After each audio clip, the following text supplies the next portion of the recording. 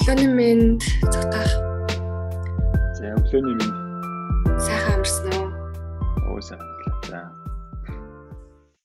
За сайн минут байцгаана уу сонсогчдоо. Энэ удаагийн дугаараар цогтах бит хоёр минь та бүхэнд мэдээллийн архитектор гэж юу вэ? Яагаад хэрэгтэй вэ гэдэг талаас нь илүү төлхөө яриа гэж төлөвлөд байгаа. За асуултууд асууад эхэлчих тий. За ханд. Тий, ер нь их том ойлголт гэдгийг цогтох бит хоёр мэдэж байгаа. Гэтэ та бүхэнд одоо өөрсдийнхөө туршлагаас илүү төлхөө яриад хэрэгтэй мэдээллийг түгэж чадах хаа. За цогтох мэдээллийн архитектор гэж юу яг ямар ойлголт байгаад байна? Тий. Мэдээллийн архитектор гэдэг яг ийм нэршилтэй ийм процесс ойлголт бол байдаг байна. Гэтэ энэ нь бол ингээд бие лав одоо сүүлдэл ойлгож авч байгаа ойлголт.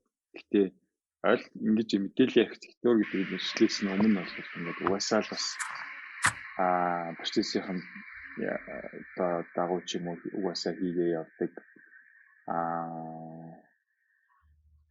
Одоо ямар ч хэсэн л угаасаа л одоо веб мобайл апп дизайн ч юм уу аливаа дизайныг хийхэд энэ мэдээллийн архитектур гэдэг зүйл угаасаа хийгдэх шаардлага тулгардаг.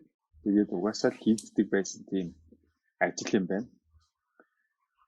Тэгээд тэгээд сүүлийн үед илүү нөгөө нэг яг юм information architecture гэдэг утгаар нь ингэж нөгөө нэг бүлгэлж багцалж авч үзэж ойлгоод хэрэгжүүлэхээр илүү бас үр дүнтэй санагдсан юм байна.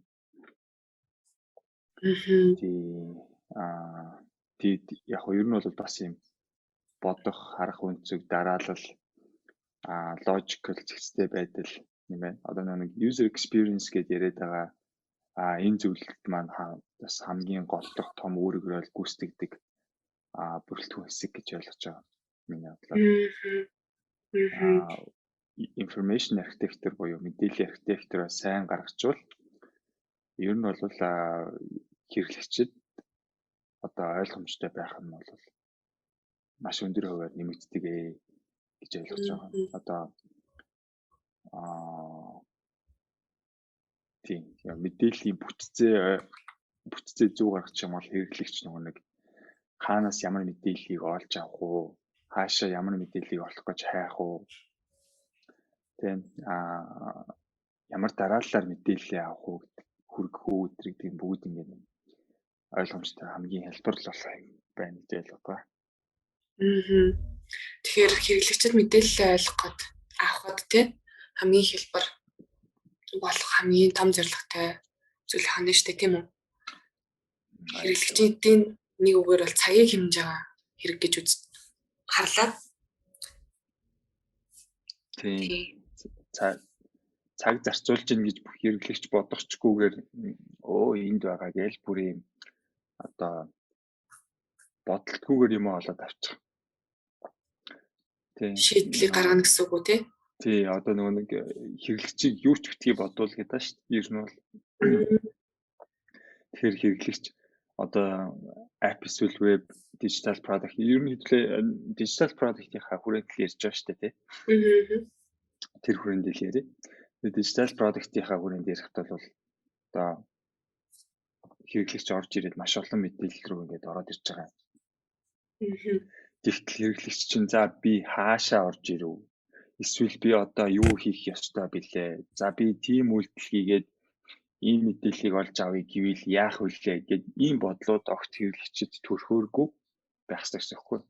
Орж ирээд энэ асуултанд нь бодогдох гэх үед шууд хариулт нь бэлэн харагдаад явчихна гэсэн үг байхгүй тий. Би ийм сайт руу ороод ирсэн байна. Ийм сайт руу гэдэг нь бол бас хэрэглэгч ингээд одоо маш олон одоо дижитал вебсайт, апп дундыг явж байгаа. Тэр дунд өөрийгөө би чи энэ апп дотор явж гэдгийг санаах нэг чухал гэж байгаа юм та. Арай өмнөхөн дээр үед бол юу ийм олон вебсайт руу нэг орохгүй ордог ганц саястай ч юм уу тийм үе байсан л та. Аха. Одоо бол хэрэглэгчид бол ингээд битүү болон сайт донд ингээд хисээл явж байгаа. Тэр донд би одоо юу л ороод ирвэл одоо яах ч байгаа вүлээ гэдэг ийм нэг юм бодлууд маш их үүждэг. Тэгээд энэ бодол нь ингээд юу гэдэг жоох удах юм бол хэрэглэгч ойлгохгүй эсвэл гацаад гараа авчина. Нэг юм бодож ирснээр мартчихна. Хит их мэдээлэл дунд байгаа болохоор нөгөө нэг амархан юмд мартаад ингээд төвлөрөхгүй ийш тийш өсрөх ийм магадлалтай байж байгаа хэрэглэгчид бол. Тэгэхээр энэ дунд энэ та одоо энд байна гэж хэлэх нь бол эхлээд амар чухал. Тэгээ одоо тэнгуут нөгөө хүн чинь зорилгоо санаа штэ. Би энд байгаа юм чи одоо эндээс би нэг ийм мэдээлэл олж авъя. Эсвэл ийм үйлдэл чи хийвэл гоё зөв гэдэг ч юм уу тийм. За тэгээ шийдснийхэн дараа нөгөө үйлдэлээ хийхэд нь дахиад юм бодогдохооргүй байх хэвээр. Шууд л би энэ ч дараа л ингэ чинь гэдэг нэг юм хүлээлт нөгөө хүнд чинь байж байгаа жижиг. Тэр чинь яг нэг user experience гэдэг байна шүү дээ. Experience-ээрээ ийм нэг одоо ингэж энэ товчон дээр даруул ингэж магадгүй, ишээ оруул ингэж магадгүй гэдгийг зөв ийм X тэмдэгтээ нэг товч байх бол энийг даруул угаасаа хааж магадгүй гэдгийг мэдж байгаа нь өөрөө тэр тухайн хэрэглэгчийн user experience одоо шүү дээ. Гэдэг шиг одоо өөрөлдөл энэ баруун юу вебсайтын дээгүүр одоо ийм нэг меню үзэс байгаа байна. За энэ дээр нь бол би энэ лүүн дарах юм бол ийм мэдээллийг харж таараа. Учраас би энэ дээр нь даръя гэж дарах нь шүү дээ. Тэгэхээр ингээд дарсан чи яг хүлээлттэй адилхан мэдээлэл байж байгаа ч нөгөө за гэл. За энэ ер нь бол тэгэнгუთ нөгөө нэг энэ вебсайттай харилцахад ойлголцоод байна шүү гэдэг тийм зүйл дээр очиж байгаа байхгүй. Тэгэнгуთ чинь илүү attach болж эхлэн шүү дээ нөгөө хэрэглэгч маань вебсайттайгаа тий. За энэ ийм байгаа юм байна гэдэг. Тэгээ ядаж ойд санаанд нь үлдэж чинь тий. Одоо энд яхад ийм байсан, тэнд ийм байсан. Ерөнхий бүтцэн том зургаараа нөгөө хэрэглэгч маань ойлгогдоод эхэлнэ. Тэгэхээр ер нь юуч бодохгүй навигац хийдэг болчихж байгаа гэсэн үг байхгүй. Тэгэхээр энэ нь л гол зорилго нь яаж ийм вебсайтыг эсвэл аппликейшнийг дижитал бүтээгдэхүүнийг үүсгэх вэ гэдэг арга ухаан нь болохоор information architecture буюу IA гэдэг юм л да.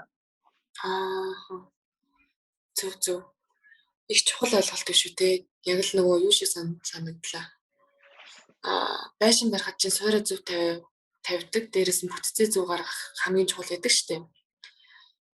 Тэр чухал зүйлсүүдийг бүгдийг тооцож суурийн зөв тавьдаг хүн бол яхахгүй архитектор хүн байдаг. Тэр шиг л одоо мэдээллийн архитект гэж одоо бас байх үзэгтэй. Архитектор гэх юм уу? Одоо тийм мэргэжил үү? Одоо тийм чиглэл мэргэжил юм да. За бараг л одоо яг хуу тийм мэргэжил одоо үүсэж байгаа хаа тий. Одоо том дижитал бүтээгдэхүүн, том корпорац болдог ч юм уу, одоо томрох тусмаа энэ үр өгөөл ч юм бас амар одоо зүгээр л нэг хүн хажуугаар ажлын хажуугаар нэг үндсэн үр өгөөлийнхаа хажуугаар ингээд дагалдуулж хийхээсээ гадна бүр тустай хүн гарч ирээд байнгын энэ зүйлийг шалгаж байнгын энэ зүйл дээр нь ажиллаж явах хэрэгтэй болчихлоо байх л та. Мэдээж энэ чинь нөгөө нэг UX designer гэдэг роль дотроо бол заавал орж байгаа. Гэхдээ энэ чинь ингээд маш олон дотроос ингээд салж байгаа болохоор тийм мэргэжил үүсэж байгаа хөө. Би одоо бүр яг тийм үгүйсээ сайн мэдгүй. Ер нь бол UX designer-т байх ёстой ур чадвар. За UX designer-ыг сүүлийн үед product designer гэж ярьж байгаа. Тэгэхээр product designer-т бас байх ёстой ур чадвар. Гэхдээ тэгээ энэ бас жоохон нөгөө мэргэжлүүдийн талаар яриад тэгэхээр бас жоохон маргаантай сэдв. Сүүлийн үед бас нөгөө за UX designer-ыг л арай өөрөөр product designer гэж хэлээд байна гэсэн зарим хүмүүс блог энэ төр уншихлаар бол үгүй тийм биш. Product designer чи UX designer-аас илүү тийм өргөн цар хүрээнд ажилтдаг хүнийг хэлдэг юм аа гээд байгаа. Тэгэхээр яг тийм AI гэдэг бол AI биш IA тий. Гэдэг бол ерөөсөө бас тийм тусдаа мэрэгжилж болж болохоор тийм чухал ур чадвар байгаад байна гэж бодож байна. Тийм ээ тий. Логик сэтгэхгүй айгүй их шаарддаг ажил. Бас нөгөө нэг өмнө ярьж исэн нөгөө юу empathizing чадвар айгүй их бас шаарддаг ажил. Empathize. За тэгвэл дараагийн асуултаа би ингэж асуумаар санагдлаа. Тэгвэл мэдээллийн архитектурыг хэрхэн яг зөв төлөвлөлт юм бэ гэх үү? Процесс нь юу гэдэг юм болоо? Та яг одоо энэ яриад байгаа мэдээллийн архитектур гэдэг дунд чинь юу орж байна? Одоо ямар аргаар одоо мэдээллийг хийж гоё зэгцтэй хэрэглэгчдэд хүргээд байгаа юм болоо гэдэг зүйлийг бидэнд хэлээд өгөөч. За би нэг амар мундаг одоо юу гэдэг амар зэгцтэй л хүргээд идэв шүү гэдэг тэр үл хичээж л явна да гэж.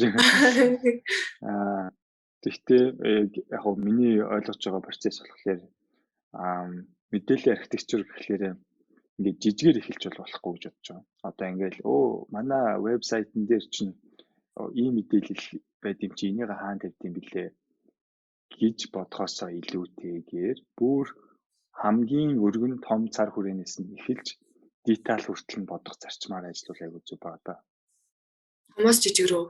Томоос жижиг рүү. Тий. Одоо тэгхгүй бол хамгийн том бүтцээсээ буруу болчвол тэр деталь ажил дээр ажилласан нь бол одоо дэмий ажил болно гэсэн үг цаг үрсэн. Тэгэхээр тийм болохоор хамгийн өргөн цар хүрээний бүтэц одоо өнцгөө зөв гаргасан болвол тэгээд нарийсгаж юмаа илүү өргөнөөс одоо өргөн хүрээгээс эхэлж тодорхойлцоо дараа нарийн луугаа тодорхойлох нь зөв болдог гэсэн үг. За тэр утгаараа миний бодлоор хамгийн өргөн хүрээний тодорхойлох хэрэгтэй юм нь болохоор тэр альва нэг дижитал бүтээгдэхүүн байгаа шүү дээ тий. Одоо вебсайт, апп тэрийг хийж байгаа нэг бизнес юм уу ямар нэгэн байгууллага байж байгаа. Тэр байгууллага бүр эцэстэй байгаа. Яагаад юу н апптай байх гэдэг. Яагаад вебтэй байх гэдэг юм шалтгаан байх хэрэгтэй. Тэрийг эхлээд зөв гаргаж ирнэ. Өөрөөр хэлбэл тэр нь бүр тухайн байгууллага компанийн зорилго гэсэн үг шүү дээ. Вебтэй, апптай байгаагийн зорилго тий. За бид нар юу н апптай болгож байгаа ийм зорилгоос тэгээд 2 жилийн дараа ийм зорилгод хүрэх гээд байгаа. Ийм юмыг хэрэглэгчид ойлгуулах гэдэг гэсэн нэг тийм топик одоо юу гэдэг байна. Хэрэглэгч манай вебсайтаар орж ирээд ийм зорилгоо биелүүлээд гарах хэрэгтэй. Тэ? Манайх онлайн шоп учраас манайхаас орж ирээд хүссэн бараагаа төвгөө хөдөлж аваад гарах хэрэгтэй. За эсвэл манай компани танилцуулга вебсайт учраас манай компаниг амар сайн гоё мэдэрч ойлгоод тэгээд манай юу лөө контакт пэйж рүү холбогдох хэрэгтэй. Гэдэг ч юм уу тий. Ингээд app web болгон өөр ингэсэн зорилготой байгаа. Тэр зорилгоо эхлээд амар сайн тодорхойлж гаргаж ирэх хэрэгтэй гэсэн үг. Өөрөөр хэлбэл за яг ингээд зорилгоо тодорхойлоод ингэчих юм бол энэ хүрээний дотроо ингээд барьж гэсэн үг шүү дээ. Энэ зорилгоос хазаасан зүйлийг энэ одоо мэдээлэл донд оруулахгүй гэсэн үг шүү дээ. Тэгэхээр одоо ажиллаж эхэлнэ одоо тий вебсайт апп руугаа одоо хийцэн байгаа бол тэрийг хар тэрэнд чинь энэ зорилгоос чинь гажуудулсан юу байна? Тэр чинь бол хэрэглэгчийг төөрүүлэх бас нэг л арга байна гэсэн үг байхгүй юу? Эсвэл танаа бүр брендийг унгахад төлөвлөж ч магадгүй гэсэн үг шүү дээ. Тийм болохоор эхлээд эндээс эхлэх хэрэгтэй байна. Нэг за нэгдүгээр хэм тийм. За тэгэнгუთ за юу хэрвээ вебсайт чинь нүсэр болвол тий одоо олон фичер зорилготой болоод бизнес чинь одоо платформ хийх ёстой ч гэх юм уу тий. Одоо хоёр талыг холбосон платформ. За Facebook шиг ч юм уу тий бүр юм амар нүсэрч юм. Хэрвээ тэх юм бол хэрэглэгчийн зорилгоо тодорхойлох гэдэг одоо гаргаж ирнэ. Яг энгийн танилцуулга вебсайтн дээр бол хэрэглэгчийн зорилго гэдэг ах юм бол ганцхан ойлгомжтой юу юм бэ хаашаа орчих холбоо яаж холбоо орох вэ таних ямар компани бэ гэдэг ч юм уу тийм. Тэгээ болоо.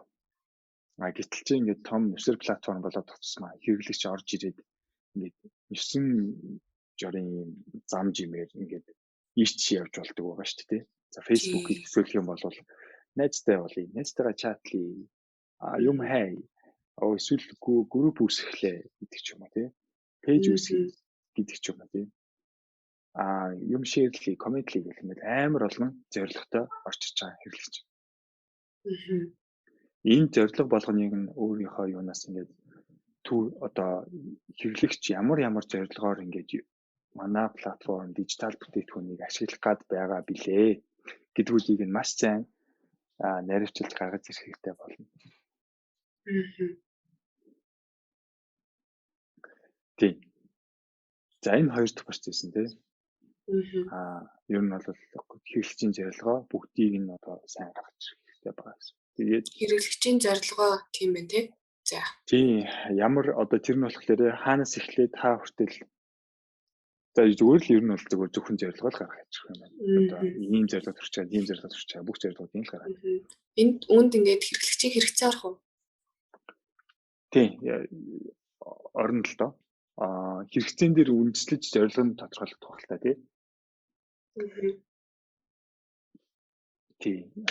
Одоо эсвэл нөгөө нэг зарим би одоо хэрэглэгчээр одоо тодорхой нэг value байгаа шүү дээ. Тэр нэг бүр анханасаа тэр платформ дижитал бүтээгдэхүүн рүү орж ирж байгаа хэрэглэгчийн нэг value одоо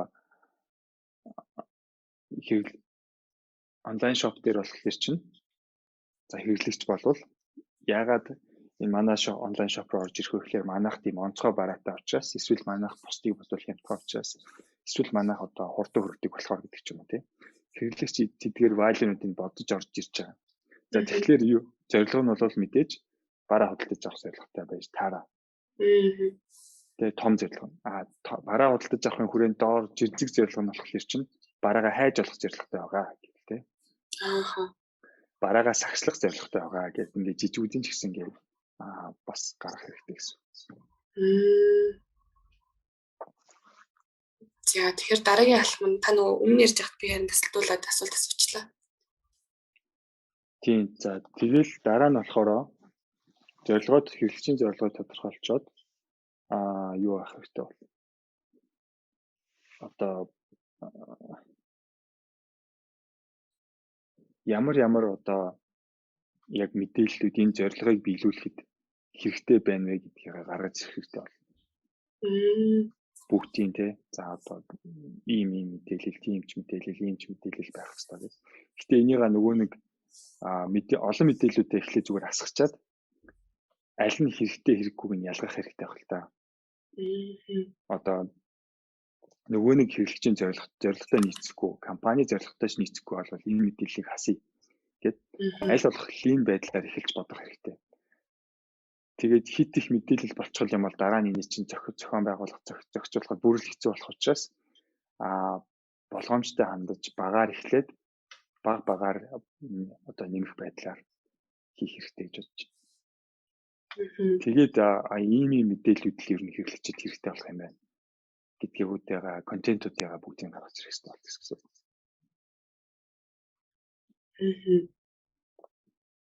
Контентууд тэгэхээр энэ одоо бүх вебсайт маань одоо дижитал бүтээгдэхүүний нэг хэлбэр болох одоо вебсайтыг хийхэд иймэрхүү аргаар ингээд төлөвлөд явж явах процесс байдаг юм шүү дээ тий. Тэгээ ерөнхий процесс нь ийм л юм байна лээ. Би ер нь судлахаар тэгээд энэ чинэлтэй угсаа naturally одоо хүн ийм процессыг яг 1-р, 2-р гэдээ мэдэхгүй байлаа шүү дээ. Тэгсэн ч гэсэн somehow энийг урдаас нь хойноос нь дундаас нь ч ингээл хийдэг л байгаа гэсэн үг л дээ тий. За бодлоо эхлээд хамгийн сүүлээс нь эхлээд зүгээр контентуудыг асгах. Тэгснээр дараа нь зорилгоо тодорхойлох гингууд чинь ахаал буцаад зорилгоосоо үүдээс нөгөө контент зохицлыг хяндлах руу орно шүү дээ. Тэгэхээр ингээд naturally энийг ингээд вебсайтыг зөв зохион байгуулалттай хийх ёстой гэдгийг майндсеттэй хүн ойлгож байгаа бол энэ процессор ингээд угаасаа явдаг л байгаа юм л та. Яг уул нь ингээд зөв дараалтчвал илүү efficient өөрийнхөө цагийг хэмнэж илүү үр дүнтэй ажиллах нь шүү дээ. Тэр хоёулаа нэг жишээ аваад яриа гэж бодож байна л та. Жишээ нь саяны олон зүйлсүүдийг ингээд ярьлаа, хэрэглэгчийн зорилго.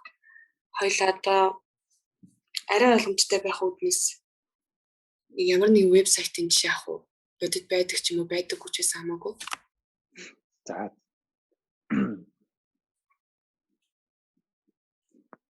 За ямар жишээ түрүүний онлайн шопоор ярих уу? Эсвэл хүмүүс их онлайн шоп. За тэгээд онлайн шоп ярьчих. За онлайн шопын тэгвэл хамгийн ихний зорилго нь мэдээж одоо юу ах юм? Худалдаа авалт хийлгэх зорилготой байгаа юм. Тэгэхээр дизайнер хүн яг юу бодож яаж зөв ингээд гаргах нь бол ингээд тодорхой боллоо гэж үтэй. Тэгэхээр жишээлбэл ямар мэдээллийг заавал байх хэрэгтэй юм бол онлайн шоп бас ерөөсөө байх шаардлагагүй зүйлс нь бас юу вэ? Үгүй одоо тэгэл бүх л мэдээллүүд ингээд байж ах хэрэгтэй бол та одоо за хамгийн эхлээд байх хэрэгтэй мэдээлэл чинь ингэж байна. За яа бүтээгдэхүүний мэдээллүүд гэд нэг мэдээлэл үү? Бүгд бүтээгдэхүүнүүд. За ийм бүтээгдэхүүн, тийм бүтээгдэхүүн. За тэгвэл дараагийн мэдээлэл нь ангиллууд нь тий. За хувцс гэж ангиллах уу, гутал гэж ангиллах уу? Тий. Цахилгаан бараа гэх үү, юу гэх үү, хоол хүнс гэх үү, тий. За энэ бүх ангиллууд нь байх хэрэгтэй байна. Контент ч тий бас л тий. Тий. За тэгэнгүүт юу хямдрал урамшууллын мэдээлэлүүд байгаа тий. Хэрэглэгч бол бас хямдралтай бараа ингэж яаж байгаа. Тэгээд бизнесийн зорилгоосоо ч гэсэнтэй бас хямдрал урамшуул зарлж иж хандлт нь ихсэж байгаа ч гэдэг юм тий. За хямдрал урамшуул байна. За тэгээд бүх бүтээгдэхүүний дэлгэрэнгүүнүүд байгаа тий. Одоо бүх бүтээгдэхүүн болгон дээр ингээд танилцуулгууд нь байгаа, ревюнууд нь байгаа, ревю байгаа тий. За тэгээд тэр бүтээгдэхүүнийг зарж байгаа брендийнх нь мэдээлэл бас байгаа тий. За одоо брендийн мэдээлэл тий. Зүгээр бүх спорт бараа гэхдээ л Nike, Adidas, Reebok гэж битүү байгаа шүү дээ. За тэгээд брендээр нэг хүн хайж болно, англиар нь хайж болно. За шууд үгээр хайж болно тий. Тэгэнгүүт фильтрдэг шаардлагатай болно. Хэрэглэгч ер нь ямар фильтрээр дамжд юм бэ? За фильтрүүдийг гаргаад ирнэ. Окей. За тэгэнгүүт ер нь бол энэ гих мэтчлэн чухал одоо контентээс эхлээд за дараа нэг төлбөрийн мэдээлэл за тэгээд одоо хэрэглэгчийн нөгөө user agreement гэдэг ч юм уу тий. Одоо зарцсан бараг буцаахгүй шүү гэж хэлэх үү яах вэ тий. Эсвэл та 24 цагийн дотор буцааж болно гэх үү яах вэ мэдээлэл. За тэгээд хүргэлтийн мэдээлэл хэрэгтэй явах тий. За яаж хүргэх тий. Хүргэлт. Тэгээ энэ нь хэр чухлын хүргэлтийн мэдээлэл нь одоо ингээд хамгийн урдаа байх хэрэгтэй юм уу? Хамгийн урдаа байх хэрэгтэй юм уу? Дараа нь хэлэх юм уу гэдэг нь бол дараа нь ингээ гаргаж ирнэ. Ямар ч хэсэг одоо бол зөвхөн энэ мэдээлэл байх хэрэгтэй. Энэ мэдээллийг хүн хайна гэж бодож байгаа бол тэгэл байна. Хүн хайна гэж бодох нэг өнцгөө нөгөө талаас манай компани одоо бизнес ийм зорилготой учраас энэ заавал байх хэрэгтэй гэдэг тийм шаардлагаас байж билтэй. За жишээлбэл нөгөө terms and conditions гэдэг нь шүү дээ. Юуны үйлчлэгийн нөхцөл. Тий. Манай компани тухай тий эсвэл одоо холбоо барих мэдээлэл утас тий. За ингээл бүх төрлийн мэдээлэл байгаа байхгүй. За энэ мэтчлэн бүх мэдээллүүдээ энэ контентуудаа ингээл өрөөд байна гэсэн. Листлээд тий. За энэ тэр гэл тий. Тэгээд хэрвээ юу яатсан байгаа бол угаасаа хийцэн тийм одоо вебсайт байгаа бол бас бэлэн мэдээлэлүүд харж агаад аль зарим нэг нь хасах хэрэгтэй байна та тий. Энэ их хэрэгтэй биш юм шиг байна. Энэ хэрэгтэй гэдэг ч юм заах. Ер нь бол тийм гэсэн. Тэгээд дараа нь болохоор юу яах хэрэгтэй. Одоо ингээ баахан контентууд ингээ гаргаад ирчихлээ шүү дээ. Тэнгуут одоо дараагийн асуулт чи юу болж байгаа вэ? Заавж байгаарай. Энэ олон контент мэдээллүүдийг аль алинд нь агуулуулах вэ? Тэ? Яаж жоохон групплэх вэ? Одоо багцлаад тий. Багцлах юм бол нөгөө нэг олоход амар байдаг шүү дээ тий. Ижил төстэй бараа одоо ингэж төсөөлөхөд болно гэсэн үг. шургуулгатай төсөөлөхөд болно гэсэн үг тийм. Одоо гэрт чинь ингээд шургуулга байгаа. Шургуулгын дотор маш олон төрлийн одоо юмнууд байгаа, эд зүйлс байгаа. Гэхдээ чи шургуулга болгон дээр ингээд за хоосон одоо тийм юу нэгдэхгүй шургуулга ш дээр нь юм лейд гарч ихтэй тий. За энд нь өсний болт байгаа шүү. Энд нь сан байгаа шүү тий. Энд нь одоо бичиг цаас байгаа шүү. Энд нь тос байгаа шүү гэдэг ч юм тий. За ингэж юм бол чи нөгөө нэг мэдээлэл нь тэгээ дотроо тэр нөгөө нэг юунууд нь эд зүйлсүүд нь холигдоог байгаа шүү дээ. Тий. Хэрвээ холигдоог байх юм бол чи шууд би хаанаас юу болохоо шууд мэдэх учраас би сан хайж байгаа бол санын шургуулгыг татаад тэр санаа авч штэ тий. Гэдэг шиг амархан болгох хэрэгтэй учраас хэрвээ тэр шургуулга байхгүй байсан бол одоо ингэ бүгдийг ингэ задгаа нэг багцсан хийчихээ л да. Нэг эсвэл шалаар нэг тавьчих. Тэр дундаас чи яаж самаа болох вэ гэж юм бол амар хэцүү шүү дээ. Амар хэцүү шүү дээ. Баг олдохгүй. Тийм. Эсвэл бүгдийг нэг сургуультанд хийчихвэл тэгээ олдохгүй шүү дээ. Нэр яг л шургуулга шиг юм байна тий. Тийм. Тэгж төсөөлөд юу хідэн шургуулга байх уу гэдгээ л тодорхойлох гэдэг байхгүй. Тэхийн тулд нөгөө мэдээлэлээ одоо зөв ангилах хэрэгтэй болчих жоох. Тэгэхээр нөгөө нэг ингэдэг. За өөрөө одоо дизайнер хүн ч юм уу за ингэ бодож байгаад ангилчлаа л та. Нэг 5 шургуулга байх болох юм байна гэд. За эсвэл 20 шургуулга байх хэрэгтэй гэдэг ч юм уу. За тэгээ бодож исэн чинь нэштэй. Энэ бодол чинь нөгөө нэг бодит хэрэглэгч ороод ирэхээр зөрнө. Хүн болгоо өөрөөр хараад эхэлнэ те. Би энэ шургуулганд ийм юм байгаа ах гэж бодсон чинь өөр юм байх юм. Энэ шургуулганд ийм юм байгаа ах гэж бодоод татсан чинь холигдсон ийм юм байх юм. За тэгэхээр ер нь нэг л итгэлгүй болчихлоо шүү. Энэ шургуулгыг татах уу, тэр шургуулгыг татах уу те. Би ер нь төөрчлөө гарах уу яах уу гэдэг ч юм те. Эрсдэл байдаг учраас нөгөө emphasizing хэрэгтэй гэдэг чинь нөхгүй. Нэгдүгээр. Гэхдээ emphasizing би амар сайн хийдэг гэж хизээч бардаж болохгүй. Одоо юу гэдэг би угаасаа хэрэглэж мэднэ гэж бардаж болохгүй байхгүй. Тэр үргэлж emphasizing хийх сэдэлтэй байх хэрэгтэй гэсэн. Тэгэхээр нөгөө нэг одоо тийм интервью аваад ярилцсан. Дээрээс нь card sorting гэдэг нэг гоё арга байна. Тэрний яадаг арга вэ? Card sorting гэдэг нь болохоор одоо яг саяны нөгөө нэг ер нь бол айгүй амархан одоо зөвлөл. Нөгөө нэг шургуулгын дотор хийх ёстой баахан юмнууд байгаа шүү дээ. Нөгөө нэг сам тос усны боолт оосойд ч юм уу те. За юу гэдэг тэр баахан юмнуудыгаа юу гэж нөгөө нэг хэрэглэгчээ дуудаж ирээд за ийм юмнууд байна. Та энийг ингээд ангидаа гэдэг тавьчихгүй. Тэгээд дээрэс нь бүр шургуулган дээр бичих яг хідэн шургуулга баймаар байна. Шургуулган дээр нь ямар гарчиг татмаар байна гэдэг ч юм уу тийм. Тэрийг нь хүртэл ингээд хэрэглэгчээр асуулгаад өөрөлдөл нэг 5-10 хэрэглэгчээр өөр хэрэглэгчээр ингээд өөр нь сортлуулад үзэх байхгүй.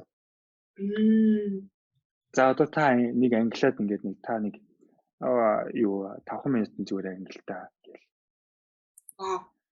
За тэгээ ангилууллаа. Тэгээд 5 өөр хэрэглэгчээр 10 өөр хэрэглэгчээр ангилуулад ангилсан болгоныг нь өөр гарч ирж байгаа тэр зургийг ингээд аваад нь штэ тий. Тэнгуутлаа бүх нөгөө нэг 5-10 хэрэглэгчийнхаа зургийг нөгөө тэр ангилсан байдлынхаа нэг харьцуулж харах нь штэ.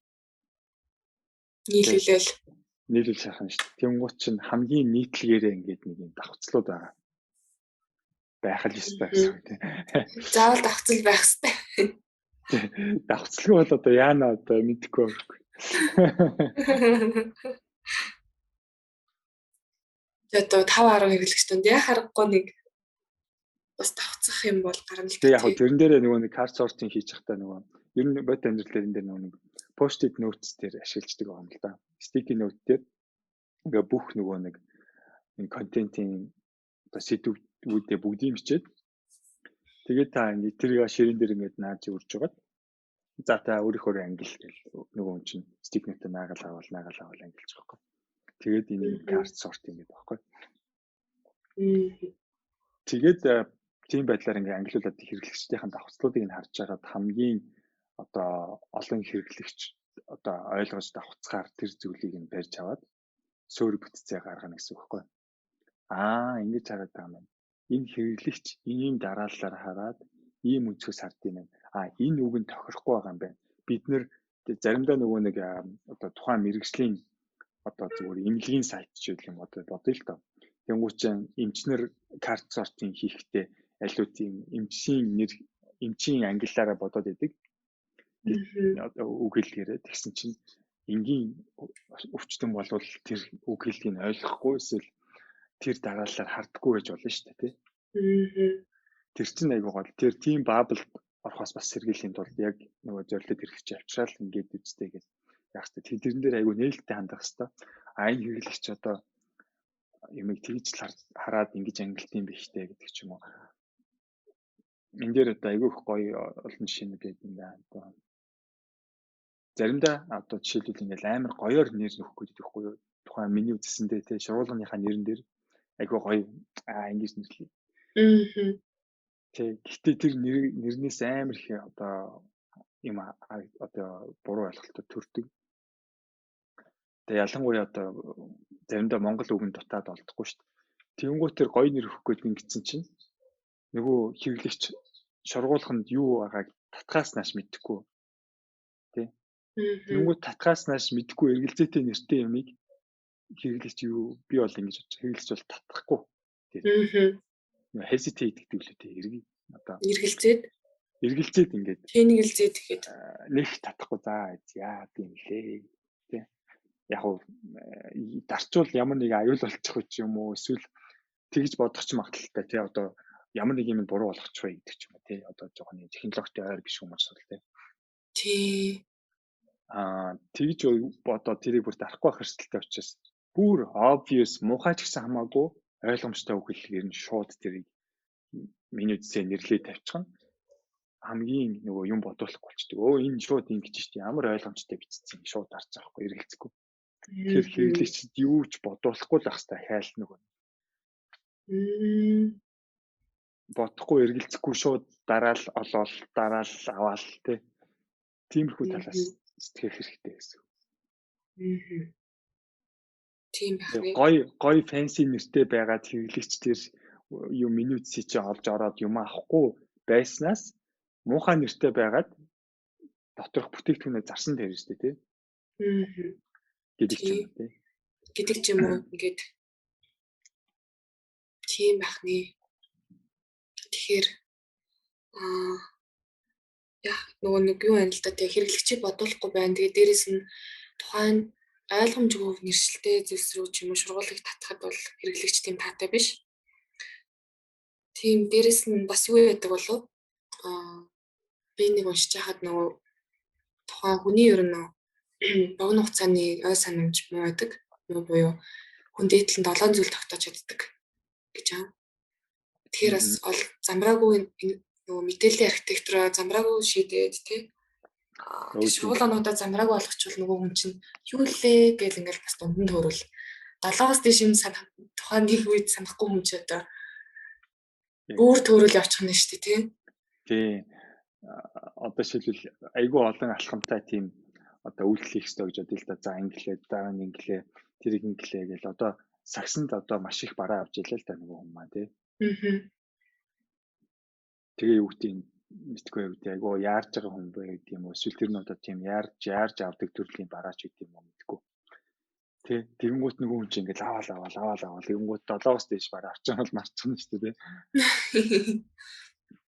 Тэгэнгүүт нөгөө хүн чинь дахиад нөгөө хүн чинь за юу илээ гэж эргэж сагс руугаа ороод чек аут хийж явахдаа эргэж сагс руугаа ороод дахиад шалгаал дахиад ингээл ингүүлж яхаас тэгэхээр оронд тэ чек аут хийх үед нь таны нийт авсан бараанууд чинь лист дээрээ бол энэ байгаа шүү ард нь үнэн нь шүү гэж тотал идэт болсон шүү гэж харуулцахад бол за гэдэг ч юм тий.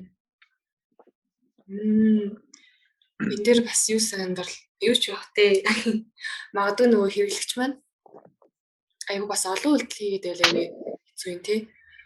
Ингээл нэг бараа авах гэсэн чинь ингээд за энэ бараа минь ингэдэг тэгдэг юм байгаа шүү гэл нэг юм pop-up гарч ирлээ. За ингээд за окей би авъя гэл ингээл дарсан чинь дахиад цаашаа ингээд өөр хуудас руу шийдэгдээ. За та энэ барааны талаар ийм хуудас сонирхороо гэл ингээл явуулаа л гэвэл нөгөө хэрэглэгч маань бүр сүлд үнэхээр нэрээ тохгүй байдал үсээд сайтаа орох юм байна. Тийм. Гэхдээ нөгөө яг ер нь бол зөв. Одоо эхлээд аль болох хэрэглэгч хамгийн хэлбэрээр цөөх үйлдэл хийх нь бол зөв. Гэхдээ энэ нь цөөхөн хуудас гэсэн үг бол биш. Би энэ нэг жишээ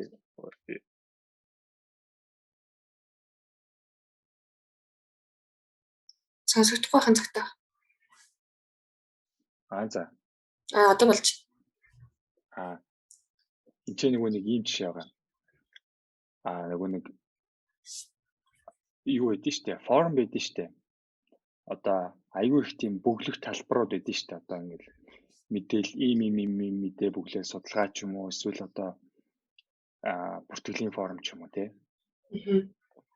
Иймнүүд ингээл нэг дор ингээл бүгдийг ингээд харуулна штэ. Аюу олон одоо 10 за 20 ийм листтэй бүглэх талбар байлаа тий.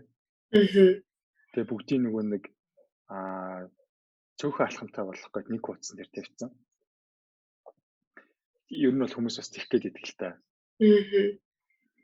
Тэгмүүд яг үндэ чинь цөөхөн алхам биш яг 20-ийн бүглэхтэй бол яг 20 алхам л байгаа шүү дээ. Нэг хуудсан дээр тавилаа гээд нөгөө 20 чинь 10 болохгүй шүү дээ. Харин бүр ингэдэг байгаа юм л да. Нөгөө талаасаа дахиад нэг юм юу байдаг. Хориулангийн зэрэг хүн харахаараа шууд залхах чинь. Тийм шүү дээ, тийм шүү. Йоо ямар их юм бүглүүлэх гэж байгаа юм ёо гэдэг. Тэ болив гэд. Тэ. За 10 бизнес залхах да. Тэгээд тэгмүүт чинь за бизнес үүднээсээ эсвэл юу гэдэг те ингээл за 10 мэдээлэл ялчгүй авах хэрэгтэй болчиход байна гэдэг. Тэгмүүт чинь best practice бол юу юм бэ л да. Нөгөө форма нэг нэгээр нь 10 хуудсан дээр тавих. Тэгээ хүн бүглүүл яваад байгаа хах тий. Тэгэх юм бол нөгөө нэг юм юу зарчмаар гэх юм дээ. Жижиг ингээд одоо инкинэстэй чи нэг 10 бичээ идэх хэвээр. Тэрийг аруулангийн май нэг бүгдийг ид гэж хэлэхээр нөгөө хүн чи ёо за байж гэжтэй тий.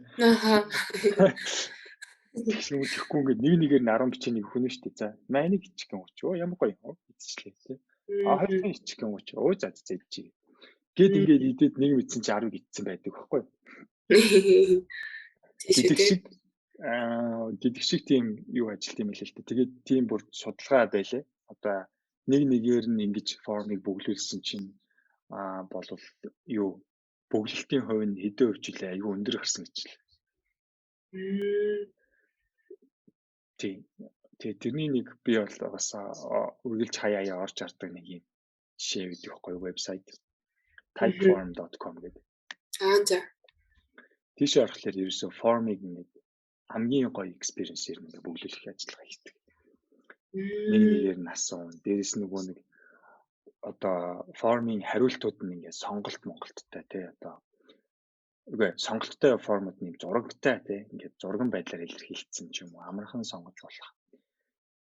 Experience нэмэр гоё. Тий. За тэгээд тийм байдаг юм. Тэгээд гих мэтчлэн тэгээд нөгөө нэг юун дээр мэдээллийг нөгөө нэг юм цөөн алхмаар хийлгэх эсвэл одоо амархан байлгах гэдэг дээрээ аюу бас боломжтой хандах хэрэгтэй гэсэн үг л дээ. Заримдаа цөөн алхам ганцхан хуудас гэж байгаа чинь илүү төвөгтэй ч болох тохиолдол бас байдаг гэж би хэлээ. Тийм ээ. Тэгээ бас цөөн алхам бас нэг төрлийн эрсдэл байж болох юм байна. Ягаад тэгэхээр магадгүй хаан банкны аппликейшн байлаа гэж төсөөлөе л да. Тэгээд чинь магадгүй айгүй цөөхөн алхамтай хурдан ингээл хурдан тэгээд байвал эрсдэл бас гарна. Гүйлгээний нууц код гэж байхгүйсэн болч гэдэг юм те. Зүйлсүүд бас зарим зүйл дээр тэгэх хэрэгтэй. Зарим зүйл дээр яг зүйл нөгөө шийдэл гаргах нь хамгийн чухал байдаг юм байна. Тухайн зорилгоос хамаарат бас эрсдлээ тооцох хэрэгтэй гэдэг юм байна. Тийм. За тэгээд нөгөө нэг card sorting хийгээд нөгөө нэг англиа одоо бүх контентуудаа ингээд нөгөө нэг англиа зөв гаргачлаа л да. Card sorting буюу энэ чинь user testing хийж яагаад англиа гаргаж ийн гэсэн үг байхгүй тий. За одоо ялангуяа нөгөө нэг юуны англи гэдэг нь менюцээс мэдээлэл аль юмн дотор аль нь байх уу, эхлээд аль руу орох уу гэдгийг зохион байгуулж байгаа гэсэн үг шүү дээ. Бүр нарийн онлайн шопинг жишээн дээр бол бүр бүтээгдэхүүний англиач ингэж гаргаж урж болно тий. Одоо юу гэдэг юм. Зарим нэг бүтээгдэхүүнүүд одоо тэгэл янз бүрийн газар байдаг шүү дээ. Одоо нэг ойрхон жишээ санагдаж байгаа нөгөө юу гэж бодож байна. PlayStation тий. PlayStation онлайн шоп дээр зарж ялаа гэж бодъё л та. Тоглодог.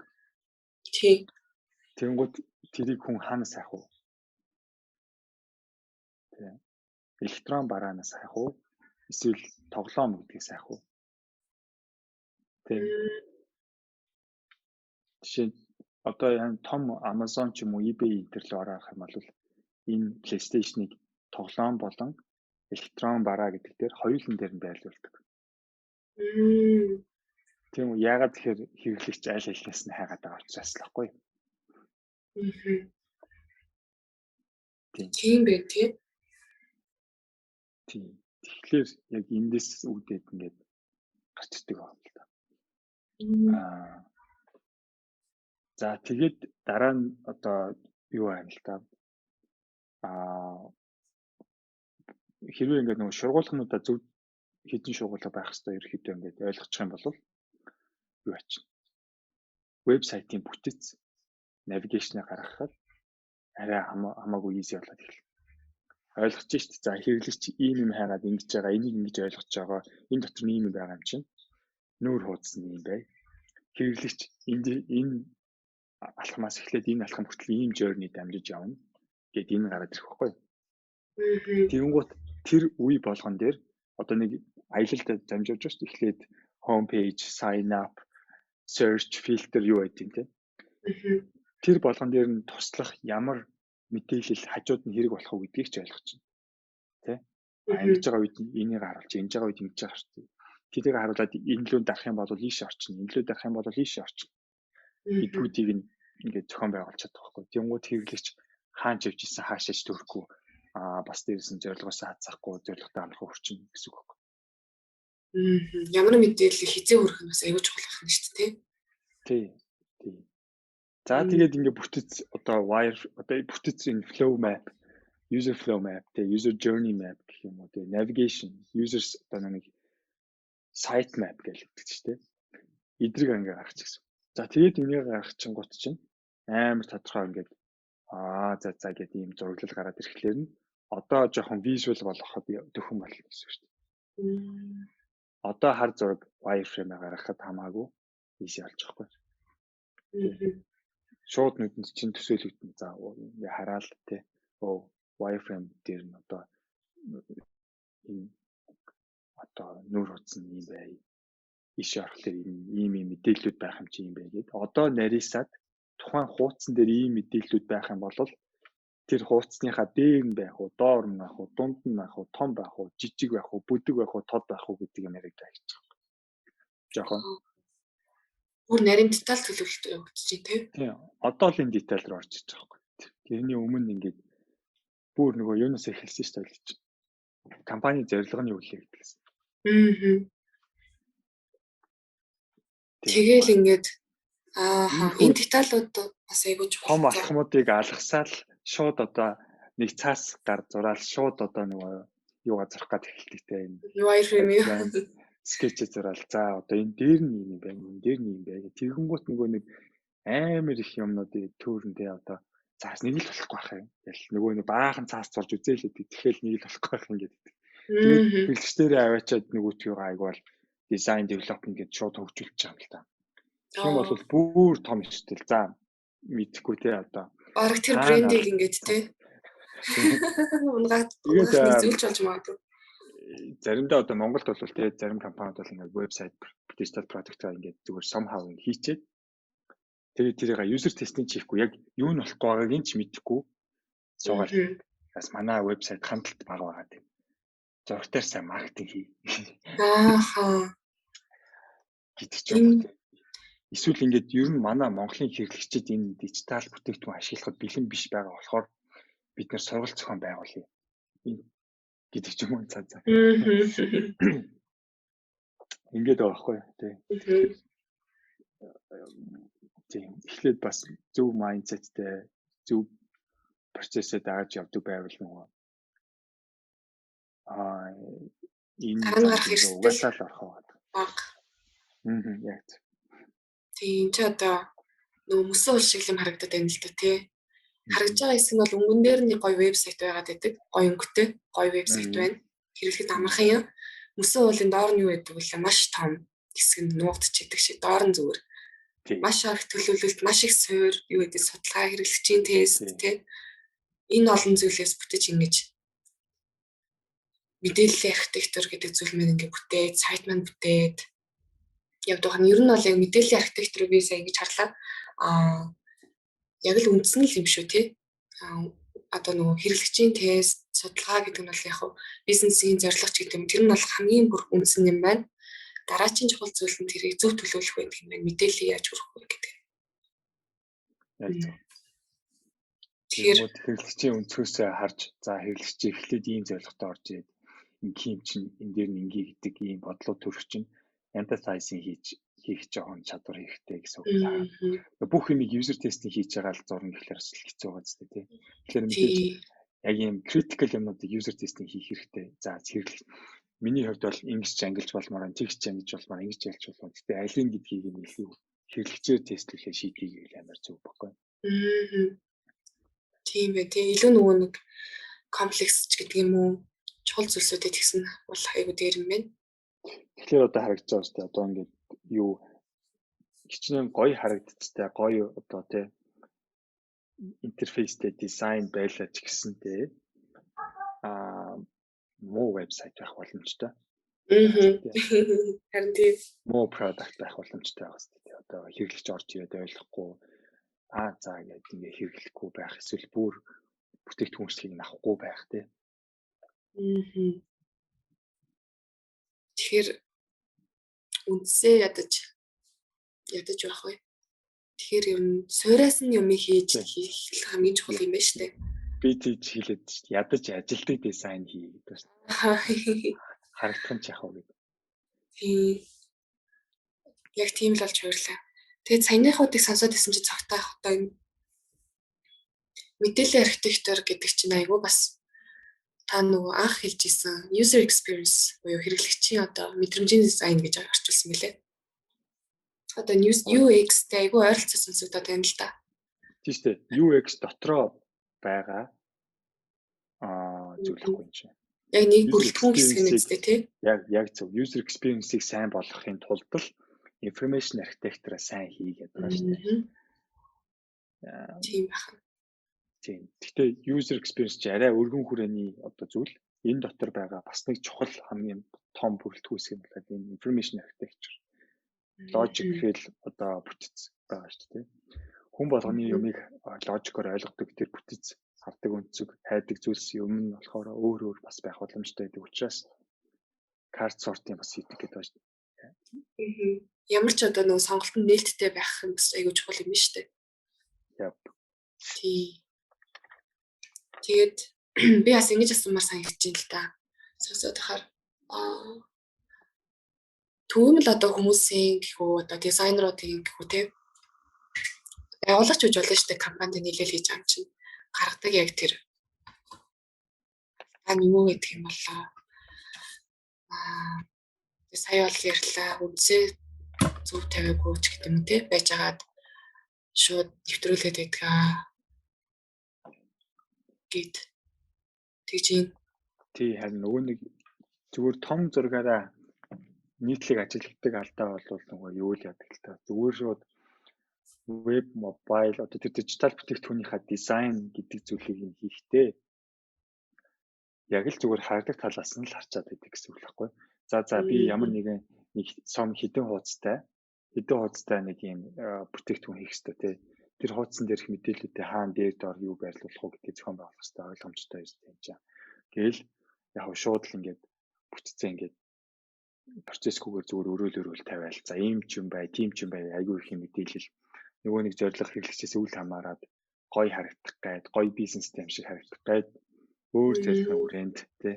Одоо юм шавж нэмдэг. Эсвэл ингээд мундаг продукттай харагдах гээд чаттай болдог ч юм уу тий. Тийм тий. Иймэрхүү үнцгүүд ч юм уу. За тэгэл эсвэл нэг бодлоор ингээл амар их мэдээллийг л ингээл ойлгох гал хичээгэл аюу их текст бичин тий одоо тэр их чи гэж энийг ч ойлгохгүй байх гэдэг энийг ч оруулах энийг ч ойлгохгүй энийг ч оруулъя гэл яг үндэг юу ч алин ч уншдаг уу Тэнгуут амар их юм мэдээлэл нь бүр ингээд хагцсан тийм шахацсан бүрлжиж байгаа шах уу сайтад тийм юм зөндөл бичдэгтэй за тэгээ тэр их мэдээлэл чинь хүн ингээд ойлгоцсон. Тэгээд тэнгуут энэ нөгөө нь юу л угаас орж байгаа. Storytelling гэдэг нэг бас нэг чухал сэдв байгаа даа. Одоо хүн юм ойлгуулах гэдэг нэг сэдв байна шүү дээ.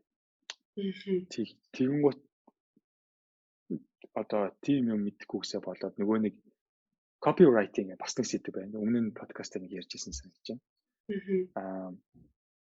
Яаж тухайн мэдээллийг хамгийн товчоор хүргэх вэ? Текстээр тий. Яавал яг яаж гоёор бичвэл хүн шууд catchy уншаад ойлгох вэ? Бас тэгээд маргааш нь дахиад нөгөө хүнээ мартахгүй санах вэ? Эсвэл яаж яавал одоо ятгагдаад нөгөө нэг бай товчийг дарах вэ? Бага штэ.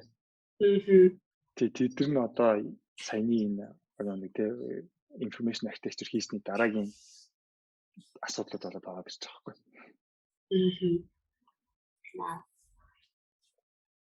Нэрэл их олон вебсайтын жишээнүүд аваа ирсэн чи санагдаж байна л да тий. Эйгүү бас нэг гоё юм харагдаад байдаг. Нөгөө нэг хүмүүсийг тэгээд магадгүй нөгөө шийдчихдэг юм болоо гаргаж байгаа хүмүүс маань. За. Яг харахгүй тэр вебсайтыг өөртөө хөгжүүлж байгаа юм чинь өөртөө мэдчихэж байгаа. Өөртөө юу байгааг нь угаасаа мэдчихэж байгаа болохоор хэрэглэгчийн тест хэрэггүйгээ бодорчдөг. Хэрэглэгчийн үүднээс ямар харагдахыг ингээд угаасаа ойлгомжтой харагдаж штэ гэж бодоо явчихдаг бах тий. Тэгээд шаардлагагүй юм яг зөв шүү. Чи яг гоё юм шиг харж л яг нэг өөртөө л нөгөөтгөндөө ингээд автаад ойлгоод идэх байхгүй. Нөгөө нэг компани дотоод хүмүүс нь одоо тий. Тэндээ бид нэр дотооддоо тестлсэн болж илээ асуудал. Яг тэгдэг тий. Гэдэг тэгэхгүй. Тэгэн гут чинь тэр бүх компани хүмүүс чинь шал өөр мэдээлэл донд байж байгаа хүмүүс. Нэг юм бабл хайрцаг дотор байж байгаа хүмүүс. Гадаад ертөнцид зориулж юм хийчээд уулна. Гэхдээ өөрсдөө баталгаажлаад өгөхгүй тэрийг. За би ойлгоод ингээ болоод ах чинь хэрэглэгчид яагаад ойлгохгүй байна. Ер нь Монголын хэрэглэгчид болоог юм байна гэж ч юм уу. Оролцуулж хийгээддэг. Гэтэл угаасаа тэр Монголын хэрэглэгчид ямар байгаа нь хамаагүй. Тэг зорилттой хэрэглэгч ямар байгаа нь хамаагүй. Тэр зорилттой хэрэглэгчдэд зориулж хийх ёстой шүү дээ. Тэр одоо байгаа левелд нь зориулж хийх ёстой шүү дээ. Харин тий. Болоогүй юм бол болоогүй левелд нь зориулж хийх нь шүү дээ. Тий. Тэгэхээр энэ чухал байд юм байна. Хэрэглэгчийн тест аавна гэдэг. Яг харахгүй нөгөө алдааныхаа 80% гаргаад ирчдэг гэд. Тэгдэг те 5 хэрэглэгчээр тестлүүлэхэд. Тий, 85% юм байл шүү. За 85%. Тий, тэгэхээр ямар их хэрэгтэй гэдэг нь ингээ харагдаж байна. Вау, бас л айгуу чухал сэдвүүдийг хөндлөө. За миний асуулт бол ингээд ер нь бол өндөрлөж байна. Танд өөр нэмж ярих юм байна уу? Тий, миний хэлэх юм чинь ингээд өндөрлөж байна. Одоо удахгүй нэг уулзалт руу явах хэрэгтэй. Нилээн дайггүй яг подкаст боллоо гэж бодож байна. За сонсогчдоо манай подкаст энэ удаагийн маань дугаар ингээд үгээр өндөрлөх гэж байна. Өнөөдрийн сэдвээр цогтаах бит хоёр мэдээллийн архитектор гэж юу юм бэ? Ер нь тэгээд ямар хэрэгтэй юм бэ? Ямар ач холбогдолтой юм бэ? Харин энийг муу төлөвлөл яадаг вэ гэдгийг хамт шимж хичээж ярьлаа. Та бүхэнд багч гисэн хэрэгтэй зүйлсийг ойлгуулж мэдлэг түгэж байгаа гэж найдаж байна. Энэ л манай подкастын гол зорилго байгаа шүү. За тэгээд сонсож байгаа хүмүүс энэ талаар үргэлж сайн судалж байгаарай. Тэгээд бит хоёрын ярьснаас илүү давсан мэдээлэл зөндөө интернетээр ухвал байгаа байх шүү. Тэгээд өөрийнхөө мэдлийн хүрээнд л туршлагын хар туршлагын хүрээнд л ирсэн юм байгаа шүү тий. Лавшуул сайн судлаарай гэж хэлээ та. Тийм лавшуул сайн судлаарай. Энэ бол маш том сэдв байгаа. За тэгээд хэрэглэгчийн тест буюу за ер нь өөрсдийнхөө гаргасан бүтээгдэхүүнийг өөртөөрөө батлуулаад зөв гэж бодох нэг талын маш буруу ойлголт байдаг юм байна.